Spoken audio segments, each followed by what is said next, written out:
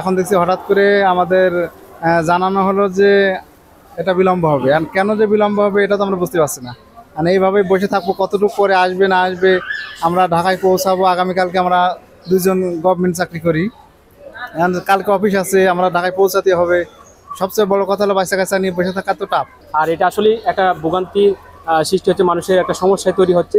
এটা যেন সমাধান হয়, রিকভার হয় কিভাবে, সেটা যেন সবাই জনগণের দাবি একটা আর কি সরকারের কাছে, এটা যেন কেউ দ্রুত রিকভার করা যায়, সেটা একটু প্রত্যাশা হইব।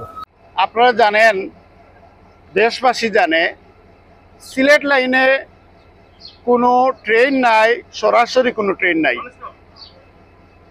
আপনারা অথচ সিলেট ঢাকা চট্টগ্রাম লাইনে সরাসরি ট্রেন আছে, ঢাকা রাজশাহী লাইনে সরাসরি ট্রেন আছে, ঢাকা খুলনা লাইনে আছে, ঢাকা রংপুর লাইনে আছে, কিন্তু সিলেট লাইনে কোনো সরাসরি কোনো ট্রেন নাই। এই প্রতিটা স্টেশনে ধরে ধরে যাচ্ছে লোকাল হিসাবে।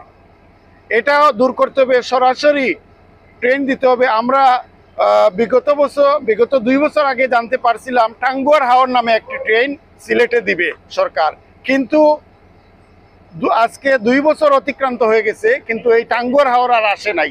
শুধু শুনছি যে টাঙ্গুয়ার হাওর দিবে, কিন্তু এখন পর্যন্ত আসে নাই।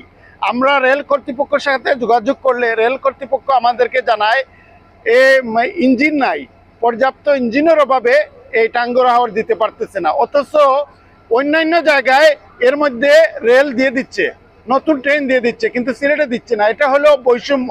ইচ্ছা করে সিলেটের সাথে তাদের বৈষম্য, সরকারের বৈষম্য। আমরা এই বৈষম্য আর দেখতে চাই না।